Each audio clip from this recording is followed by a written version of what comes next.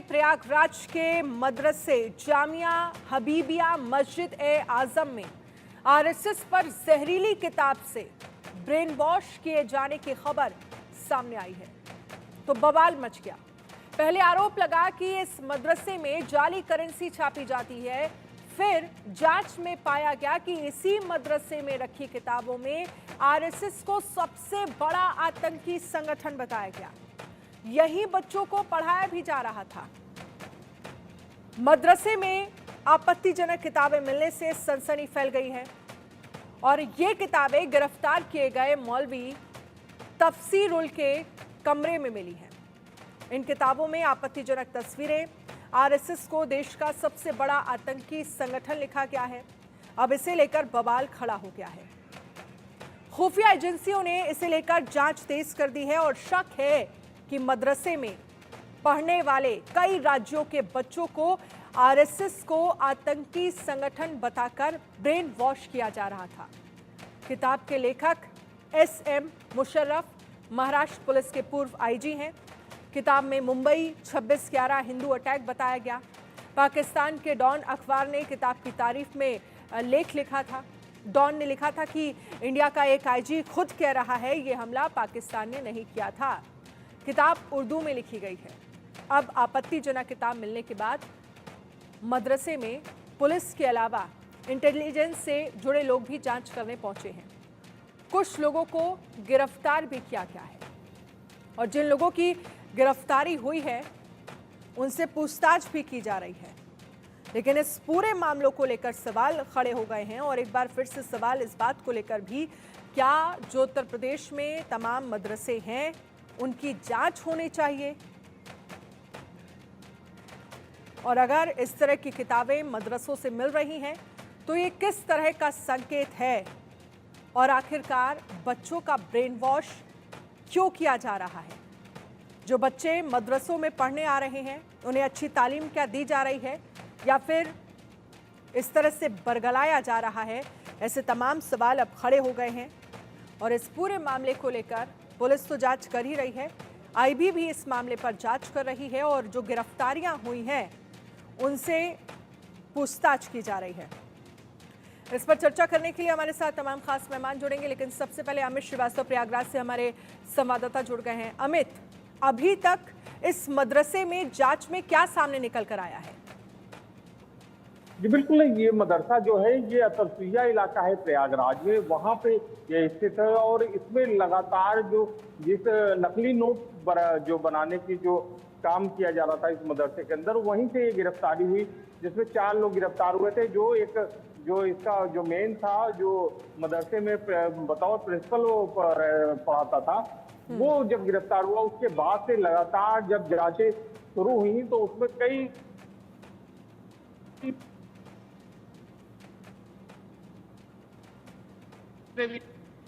ATS ने भी जांच की तो उसमें अब जो किताब निकल के आई है जिसमें साफ लिखा है कि आरएसएस जो है आतंकवादी संगठन है, जिसमें उसका एक वहाँ के जो आईपीएस ऑफिसर है महाराष्ट्र के, उन्होंने लिखी हुई है। वो किताब बरामद होने के बाद से अब इंटेलिजेंस और आईबी समेत जो और भी जांच एजेंसी है, जैसे एटीएस अब आने वाली है, एटीएस भी इस पूरे मामले की विदेशी फंडिंग की भी जांच की जा रही है, क्योंकि पता चला है कि विदेशी फंडिंग भी इस मदरसे में की जा रही थी। तो उन सभी पहलुओं की अब जांच फिर से नए सिरे से अब शुरू हो गई है और लगातार पूछताछ की जा रही है। और जो चारों जो गिरफ्तार हैं, जो इसमें नैनी सेंट्रल जेल में है, जो प्रिंसिपल था वो, और साथ ही जो 3 और अन्य अभियुक्त थे, एक ओडिशा का रहने वाला जो था, अच्छा, वो, और जो कुल मिला के 4 लोग, इनसे भी पूछताछ किया जाएगा। रिमांड पे लेगी इनको पुलिस। जी, 4 गिरफ्तारियां हुई हैं और चारों से पूछताछ की बात कही जा रही है। कितने बच्चे यहाँ पर पढ़ने के लिए आते थे? कब से चल रहा था ये मदरसा? मदरसा काफी पुराना है, ये कोई नया मदरसा नहीं है और इसमें काफी ज्यादा संख्या में, सैकड़ों की संख्या में जो छात्र थे वो पढ़ते थे। और साफ तौर है कि इस तरह की चीजें मिलने से मदरसे के ऊपर सवाल उठ रहे हैं कि आखिरकार कौन सी पढ़ाई यहाँ पे कराई जा रही थी, जो एक जो आतंकी गतिविधियां कह सकते हैं, आपको सीधे इस पे कह सकते हैं कि वहाँ पे आतंकवादी गतिविधियों की पाठ पढ़ाया जा रहा था। साफ तौर से यही है कि ऐसे मदरसों को फेलोवर क्यों नहीं, जब पहले से, क्योंकि 5 महीने से करीबन वहां नकली नोट का काम हो रहा था, उसके पहले से विदेशी फंडिंग भी हो रही थी लगातार। जो इसके पीछे जो लगातार उसमें जो कई लोग जो जुड़े हुए थे, जो लगातार जो फंडिंग कर रहे थे या इस तरह की एक्टिविटी, तो वो पहले से इंटेलिजेंस का फेलोवर मान सकते हैं। लेकिन अब जो है, अब ये खुलासे होने के बाद से अब सारी एजेंसीज एक्टिव हो गई है, आईबी भी एक्टिव हो गई है, वो लगातार लोगों से पूछताछ कर रही है और साथ ही जो लोग हैं इस पूरे मामले में जो जुड़े और आरोपी जो हैं उनसे भी पूछताछ हो रही है। उन जो छात्र जो पढ़ने वाले थे उनसे भी पूछताछ होगी अब, क्योंकि वो छात्रों से भी पूछा जाएगा कि कौन सी पढ़ाई ये लोग कराते थे, क्या क्या सिलेबस देते थे, क्या ऐसी पढ़ाई जो इस तरह की क्या किताब उन लोगों को भी दी गई थी। इन कई ऐसे और सवाल ये भी है कि वाकई अच्छी तालीम क्या यहाँ पर दी जाती थी, या फिर सिर्फ और सिर्फ इस तरह का पाठ जो वहाँ पर छात्र पहुँच रहे थे उन्हें पढ़ाया जाता था, जिसमें आरएसएस की किताब मिली है, देश का सबसे बड़ा आतंकी संगठन बाकायदा बताया गया इस किताब में। तो क्या सिर्फ और सिर्फ बच्चों का ब्रेन वॉश वहां पर किया जा रहा था? ये सबसे बड़ा सवाल है और ऐसे स्टूडेंट से भी पूछताछ होने की जरूरत है कि आखिरकार वहां पर क्या तालीम दी जाती थी। हमारे साथ सैयद असगर अली, इस्लामिक स्कॉलर, जुड़ गए हैं। सैयद असगर अली साहब, बहुत बहुत स्वागत है आपका इंडिया न्यूज़ पर। और सबसे पहला सवाल मैं आपसे यही समझना चाहूँगी, कई बार उत्तर प्रदेश में हमने देखा है कि कई अगर मदरसों पर कार्रवाई हुई है तो तमाम इस्लामिक धर्मगुरु आ जाते हैं ये कहने के लिए कि भाई यहाँ पर तो बच्चों को अच्छी शिक्षा दी जा रही है, तो फिर इस पर कार्रवाई क्यों। कई बार ये मांगा गया है कि कहाँ से कितनी जो एक तरह से फंडिंग है वो हो रही है, उसका ब्यौरा दिया जाना चाहिए, ब्यौरा भी नहीं दिया जाता। लेकिन अगर प्रयागराज से, मदरसे से इस तरह की किताब सामने आती है जहां पर बाकायदा आरएसएस को देश का सबसे बड़ा आतंकी संगठन बताया जा रहा है, तो आप ऐसे मदरसों के लिए और वहां पर पढ़ने जा रहे लोगों के लिए क्या कहेंगे?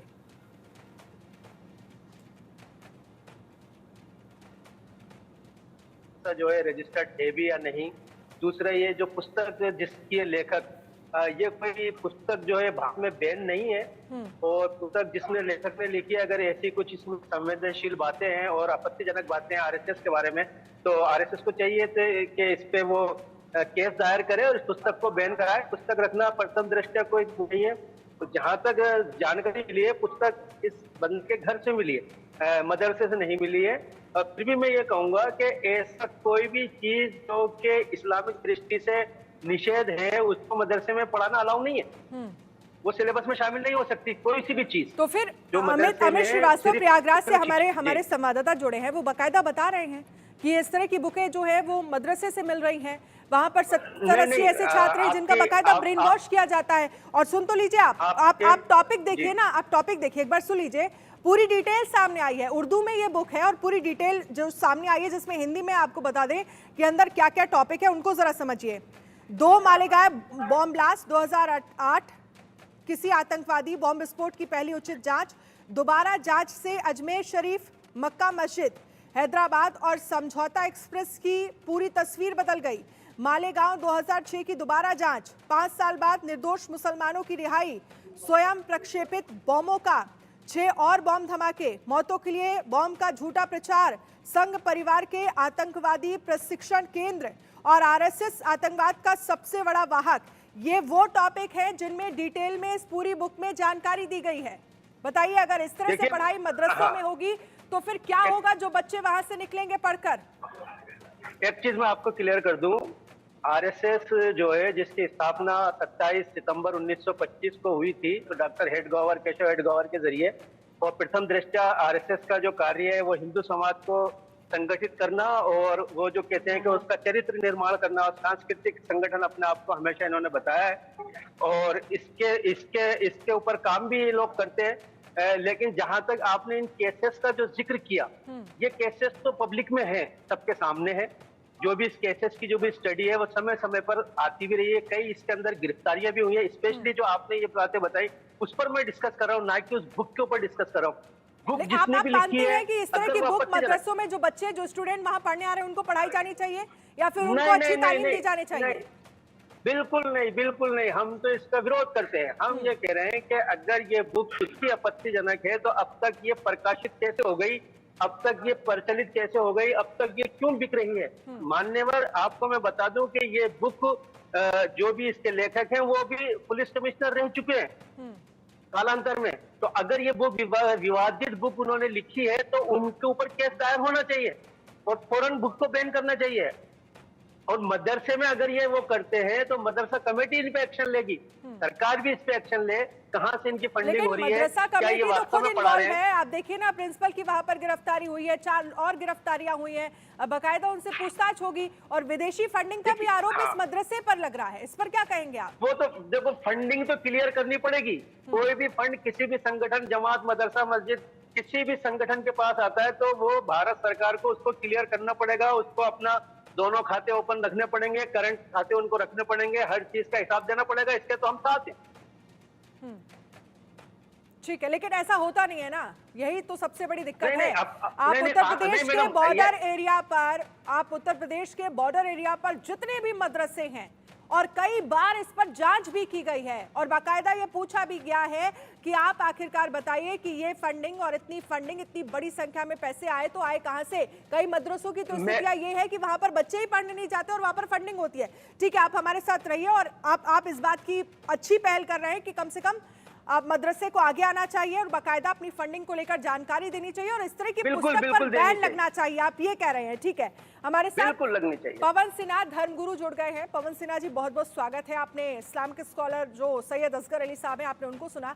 अब मैं चाहूंगी कि जिस तरह की किताबों का इस्तेमाल इस प्रयागराज के मदरसे में हो रहा था, बच्चों को बाकायदा पढ़ाया जा रहा था, वहां पर इस तरह की तालीम दी जा रही थी, जिसमें सबसे बड़ा सवाल तो यही है कि देश का सबसे बड़ा आतंकी संगठन जो आरएसएस को बताया गया, जो कि टाइटल है इस बुक का, आप इस पर क्या कहेंगे?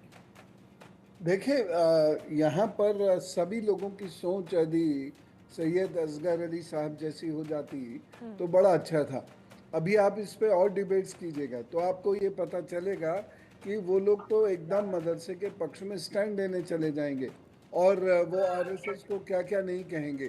देखिए, आरएसएस एक अपना संगठन है और आरएसएस के खिलाफ कहीं कोई कंप्लेंट नहीं है। संवैधानिक या कानूनी दृष्टि से आरएसएस के खिलाफ कहीं कोई कंप्लेंट नहीं है और फिर भी उसके बाद कुछ लोग आरएसएस के पीछे पड़े हुए हैं। और जो सबसे दीगर बात है वो ये है कि आरएसएस के बारे में ये सारी चीज़ें बच्चों को बताई ही क्यों जा रही हैं? उनको वहाँ पर दीनी इल्म देना चाहिए, तो ये सारी चीज़ें उनको दी क्यों जा रही है, बताई क्यों जा रही है? इसका मतलब मंशा साफ नहीं थी। ठीक है, मैं ये मानता हूँ वो प्रिंसिपल साहब के कमरे से किताबें मिली, लेकिन प्रिंसिपल साहब क्या कर रहे हैं, वो उन किताबों का किस प्रकार से यूज़ कर रहे हैं, जाली नोट वहाँ क्यों बन रहे हैं, आदि आदि ये सारी चीज़ें हो सकता है कमरे से मिले, लेकिन चल के तो विद्यार्थियों तक ही पहुंच रही है ना। तो हमें इस बात का ध्यान रखने की ज़रूरत है और उस पर बहुत गहरी तफसील सुननी बहुत ज़रूरी है कि वहाँ पर ये पुस्तकें क्या कर रही थी।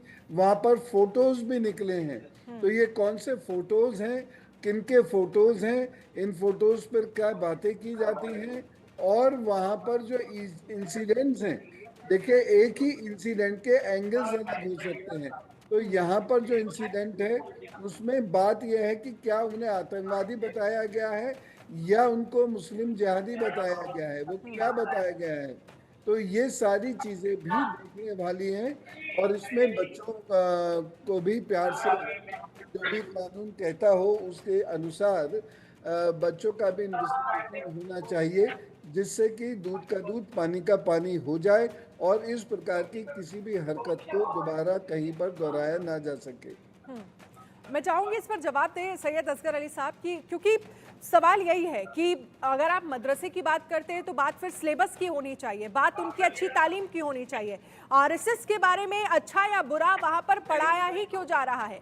और प्रिंसिपल के कमरे से अगर इस तरह की किताबें मिलती हैं, जाली नोट छापने की मशीन मिलती है, तो जाहिर सी बात है कार्रवाई होनी चाहिए और फिर कम से कम इस पर मुस्लिम धर्मगुरुओं को आगे बढ़ना चाहिए और ये अपनी बात रखनी चाहिए कि मदरसों में इस तरह की किताबें ना पढ़ाई जाए। किताबों पर तो बैन लगना ही चाहिए और कार्रवाई जरूर होनी चाहिए। मैडम देखिए, एक चीज मैं बता दूं कि जो 4 लोगों की यहाँ गिरफ्तारी हुई है, 3 लोग जो देखने में तो बिल्कुल भी नहीं लगता कि ये कोई मदरसे में पढ़ते होंगे या पढ़ाते होंगे, ये कोई टीचर भी, क्योंकि ना तो उनकी शरई हैसियत है, जैसे कि मैं कह दूं कि शरई हैसियत माने यहाँ पर दाढ़ी से मैं ले रहा हूँ, तो मैं नहीं समझता कि उनका ज्ञान क्या है, क्या वो पढ़ रहे हैं, क्या पढ़ा रहे हैं। और प्रिंसिपल की जहां तक बात है, तो मैं बार बार ये कह रहा हूँ कि कोई भी शख्स कुछ भी पढ़ सकता है, लेकिन वो पढ़कर अगर वो अपनी मेंटेलिटी दूसरों को प्रस्तावित करता है तो ये गलत होगा। और जहां तक हमने अभी तक जो महसूस किया आरएसएस के बारे में, तो हम ये महसूस करते हैं, हमने ये देखा आजादी के बाद से ही कि कई आरोप भी आरएसएस पर लगते रहे, लेकिन कहीं भी, जैसा कि मान्यवर ने बताया, पवन सिंह शर्मा जी ने, कि कहीं भी कोई केस कहीं भी अभी तक सुटेबल नहीं हुआ। यहाँ तक कि महात्मा गांधी के हत्यारे नाथूराम गोडसे को भी आरएसएस से जोड़ा गया था, लेकिन वो भी इमरजेंसी में बैन भी लगा। लेकिन ये सब चीजें आरएसएस इन सबसे फाइट करता हुआ बाहर आ गया और कहीं भी उसका नाम नहीं आता है। जहां तक उस पुस्तक में जो बातें आपके थ्रू अभी यहाँ पर आई, मालेगांव बिलास, समझौता बिलास, अजमेर दरगाह बिलास, तो इसमें तथाकथित कई हिंदू ही दोषी बने और गिरफ्तारियां भी हुई हैं। लेकिन सवाल यह है कि ये सब चीजें अगर मदरसे में पढ़ाई जा रही हैं तो ये अपराध की श्रेणी में आना चाहिए, और मैं ये महसूस करता हूँ कि ये मदरसे में नहीं पढ़ाई जा सकती। फिर मैं कहूंगा कि क्या ये मदरसा रजिस्टर्ड है, क्या ये मदरसा कहाँ से फंडिंग करता है, इसको देश के सामने आना चाहिए। सिर्फ उत्तर प्रदेश ही नहीं, दुनिया देश भर के मदरसों की कम से कम जांच होनी चाहिए। वहां क्या पढ़ाया जा रहा है, क्या सिलेबस बच्चों तक पहुंचाया जा रहा है, वहां पर पढ़ाने वाले खुद क्या पढ़ रहे हैं और उनकी क्या मेंटेलिटी है, वो बच्चों को क्या आगे मैसेज दे रहे हैं। ये बहुत जरूरी चीजें हैं, क्योंकि वहीं से तो आपका फ्यूचर निकल रहा है, और वो फ्यूचर का अगर ब्रेन वॉश होगा तो आप समझिए फिर क्या स्थितियां बन रही हैं। अमित श्रीवास्तव, जो 4 लोगों की गिरफ्तारी, इसमें एक प्रिंसिपल, एक बार सुन लीजिए पहले, हमारे संवाददाता आपको बताएंगे कि कौन 4 लोग हैं जिनकी गिरफ्तारी हुई है और मदरसे से उनका क्या कनेक्शन है। अमित, एक तो प्रिंसिपल की गिरफ्तारी हुई है और 3 लोग कौन है, उनका मदरसे से क्या कनेक्शन है? जी बिल्कुल, जो प्रिंसिपल थे, इन्होंने इन जो तीनों युवक हैं, इनको अपने यहाँ मदरसे में ही रखे हुए थे, और इन्हीं के जरिए जो है नोट, जो नकली नोट बनाया जाता था, वो ये काम करते थे। उड़ीसा का एक रहने वाला है और साथ ही 2 लोग और जो है वो यहीं पे इसी मदरसे के अंदर रह के ये पूरा कारोबार करते थे, और उसी कमरे से ही तो जिसमें प्रिंसिपल रहते थे, और उसी कमरे में ये जो किताब मिली है जिसमें आरएसएस को आतंकवादी संगठन बताया गया है, ये भी किताब उसी प्रिंसिपल के कमरे से मिली है। और भी कई आपत्तिजनक जो चीजें हैं, जैसे उसमें एक और वर्ड लिखा गया है कि महाराष्ट्र में जो ब्लास्ट हुआ था, हमारा मुंबई बम ब्लास्ट कांड, उसमें हिंदू संगठन ने किया था। इस तरह की तमाम जो और भी चीजें हैं वो भी मिली है, साथ ही कुछ फोटोग्राफ्स भी और भी चीजें, कई और आपत्तिजनक जो चीजें हैं वो उस कमरे से बरामद हुई है। इसके बाद जो मदरसे के जो अन्य जो और पदाधिकारी हैं, वो लोग अभी कुछ भी बोलने के लिए, उनका कहना है कि हमको इस बारे में कोई जानकारी नहीं है। प्रिंसिपल जो है उन पर हम लोगों ने कार्रवाई कर दी है, उनको हमने सस्पेंड कर दिया है।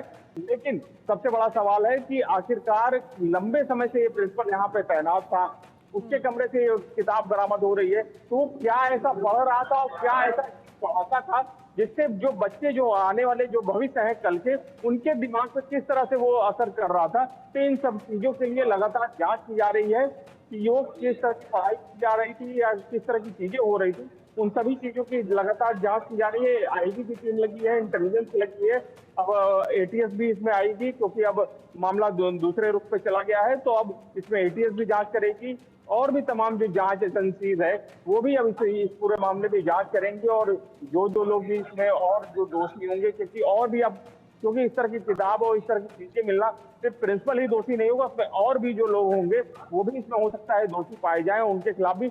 लेकिन पुलिस अब सबसे पहला जो 4 जो है उनको रिमांड लेके अब इन सब चीजों की तहकीकात करेगी। उन्होंने रिमांड के लिए अप्लाई भी कर दिया है कोर्ट में, और मिलते ही सब चीजों की लगातार अब अमित, क्या ये जानकारी मिल पाई है कि ये जो मदरसा है वो कहाँ से, किससे एफिलिएटेड है, किससे जुड़ा हुआ है? मदरसा जो है एक वहीं पे हबीबिया है, उससे ये संचालित किया जा रहा था। ये आजम मदरसा इसका नाम है, और असफिया इलाका है, वहां पे ये चल रहा था। तो जो मस्जिद कमेटी है उसी ने इनके ऊपर कार्रवाई की गई है कि प्रिंसिपल को सस्पेंड कर दिया और कार्यवाहक वहां प्रिंसिपल नियुक्त कर दिया है। लेकिन सबसे बड़ा सवाल यही है कि आखिरकार इस मदरसे में ऐसी कौन सी पढ़ाई हो रही थी, कौन सी ऐसी पढ़ाई कराई जा रही थी देश से आने वाले जो भविष्य है, जो बच्चे हैं, उनको कौन सी तालीम दी जा रही थी, इन्हीं सब सवालों के जो जवाब है अब पुलिस उन चारों आरोपियों को रिमांड पे लेके उनसे पूछताछ करेगी और उनसे डिटेन करेगी और क्या क्या चीजें जो है वो बरामद होगी। और साथ ही विदेशी फंडिंग की जो बातें आई है उस पर भी पूछताछ लगातार की जा रही है, जांचें की जा रही है, अकाउंट के डिटेल्स निकाले जा रहे हैं, पुलिस भी निकाल रही है, इंटेलिजेंस भी निकाल रही है और आईबी की जो टीम है वो भी लगातार लगी हुई है। अब तो आपको कुछ समय बाद जैसे ही रिमांड मिलेगी और रिमांड के बाद जो चीजें निकल के आएंगी वो सब सारी चीजें अब सामने आ जाएंगी, सबके सामने आएंगी कि किस तरह से ये जो आतंकवादी पढ़ाई है या इस तरह की जो भी चीजें हो रही थी उसके मदरसे के अंदर, वो सारी चीजें अब खुल के सामने आ जाएगी। जी चलिए ठीक है अमित, बहुत बहुत शुक्रिया हमसे बातचीत करने के लिए। इस खबर पर आप नजर रखिएगा, आगे भी आपसे कनेक्ट करने की कोशिश करेंगे।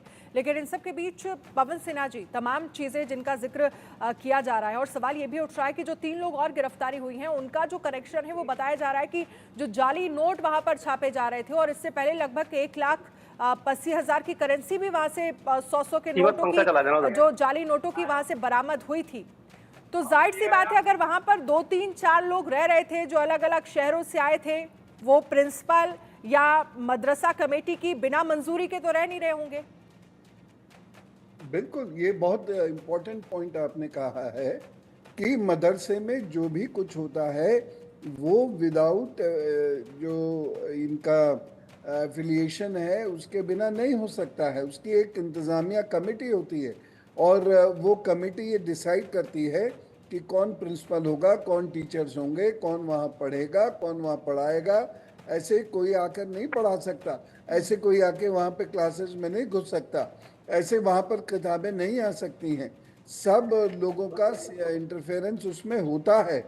तो जैसे कि एक छोटी सी बात बताऊं कि 8,500 मदरसे चिन्हित किए गए थे जो एफिलिएटेड कैटेगरी में नहीं हैं और इनको शुरू में डिफेंड करने की कोशिश की गई, लेकिन बाद में चूंकि वो केस बन रहा था मदरसा बोर्ड वाला, इसलिए सब लोग शांत हो गए। ठीक इसी तरीके से ये भी ऐसा है कि जो एफिलिएटेड नहीं है लेकिन फिर भी इसके अंदर जो भी कुछ हो रहा है वो बहुत बड़ी इंतज़ामिया कमेटी जो होगी वहाँ पर 5-7 लोगों की कम से कम तो होगी ही होगी, वो उसके सुपरविजन के बिना नहीं हो सकता। और ख़ास तौर से जो एक जाली नोट छापने की मशीन वहाँ आती है, उस पर नोट छापे जा रहे हैं। अब मदरसे में नोट छापने की मशीन क्या कर रही है? किसी भी हालत में जो मदरसे का स्तर है उसमें ये परमिसिबल नहीं है। वहाँ पर ये सारी चीज़ें नहीं हो सकती, वहाँ पर केवल दीनी तालीम दी जा सकती है और वहाँ कुछ भी नहीं होता है। तो ये जो मकतब हैं, मदरसे हैं, इन सब के अंदर दीनी तालीम ही दी जा सकती है। और वहाँ पर आरएसएस की किताबें होने का क्या मतलब, आरएसएस को आतंकी संगठन बताने का क्या मतलब है? तो बिल्कुल स्पष्ट है कि वहाँ कुछ और पनप रहा था और चूंकि वो सरकार से बचाया जा सके इसलिए उन्होंने क्या किया कि इसको रजिस्टर्ड ही नहीं कराया, क्योंकि रजिस्टर्ड नहीं होगा तो डीआईओ वगैरह जो होते हैं ये उनकी आंखों से बच के रहेगा और ये ट्यूशन सेंटर की तरह से काम करता रहेगा। तो इस पर इसीलिए बहुत पैनी निगाह हमारी जिन जांच एजेंसी उसकी होनी चाहिए, क्योंकि इसके पीछे और बहुत बड़ी मुझे लगता है चेन ऑफ कल्प्रिट्स है जिसका खुलना बहुत ज़्यादा ज़रूरी है। ठीक है सैयद असगर अली साहब, इस पर मैं चाहूंगी आप जवाब दें। पवन सिन्हा जी जो कह रहे हैं, ये पवन जी ने बातें बिल्कुल बहुत सही कही हैं और जहाँ तक आपके जो रिपोर्टर थे श्रीवास्तव जी, उनकी बातों में कुछ विरोधाभास देखने को मिल रहा है। देखिए एक चीज समझ लीजिए, मदरसा मस्जिद के साथ होता है और जो भी उसके पढ़ाने वाले होते हैं उनके घर मस्जिद के दूर होते हैं और कहीं ना कहीं अलर्ट किए जाते हैं, होता संबंध होना चाहिए। तो जो ये नकली नोट बनाने की मशीन उसके घर से बरामद हो रही है या जो भी जो पाठ्यक्रम या जो किताबें वहां से बरामद हो रही है, तो ये इसका पर्सनल मैटर है और इसीलिए मदरसे से जाली नोट बनाने की मशीन, असगर अली साहब आपने जांच में शायद सुना नहीं, पहले मेरी बात और आपने देखा नहीं, मदरसे से हुई है और अगर 3-4 लोग अलग अलग शहरों से आकर वहां पर रह रहे हैं और जाली नोट बनाने का काम कर रहे हैं तो जाहिर सी बात है ये किसकी देखरेख में हो रहा होगा? मैडम एक तो मैं बता दूं कि आपका चैनल जो है राष्ट्रीय चैनल है, आपके चैनल के माध्यम से विरोधाभास और गलत तथ्य नहीं जाने चाहिए। श्रीवास्तव जी ने जो कहा मैं उस पर बात कर रहा हूँ कि ये दोनों तीनों बंदे उसके घर से पकड़े गए, प्रिंसिपल के घर से, मशीन भी वहीं से बरामद हुई है, पुस्तक भी वहीं से बरामद हुई है। इसका एक्शन पुलिस तो अब लेगी और अभी एसआईटी और इसकी जांच सामने आएगा, रिमांड मांग लिया उन्होंने, लेकिन मस्जिद एक्शन कमेटी पहले ले चुकी है तो उन्होंने उनको बर्खास्त कर दिया। अभी हम ये नहीं कह, मैं पक्ष विपक्ष की बात ही नहीं कर रहा, तो एक तथ्य को समझने की कोशिश कर रहे हैं कि अगर ये होगा तो वास्तव में गलत होगा, जैसे पवन सिन्हा जी ने कहा। दूसरी चीज ये है कि आरएसएस पर इस वक्त चर्चा करना कोई गुनाह नहीं है। मेरे कई मित्र हैं आरएसएस के, कई मेरे विश्व हिंदू परिषद के मित्र हैं, मैं उनसे बैठकर चर्चा करता हूँ। अखंड भारत के विषय में हमारी बात होती है, हम लोग भारत को विश्व गुरु बनाने के लिए हमारी आरएसएस पर चर्चा करना गुनाह नहीं है। ये इस बुक का टाइटल ठीक है जो आप फ्रंट पेज पर टाइटल देख रहे हैं, और जो हमने बिल्कुल गलत है। हाँ, फिर यही सवाल है ना, आप अच्छी बातों का और जो चीजें सबके सामने हैं, आप अगर उन पर बात करते हैं तो कोई हर्ज ही नहीं है, लेकिन अगर आप इस तरह के टाइटल और इस तरह के पैराग्राफ्स पर बात करेंगे तो फिर सवाल उठेंगे ना।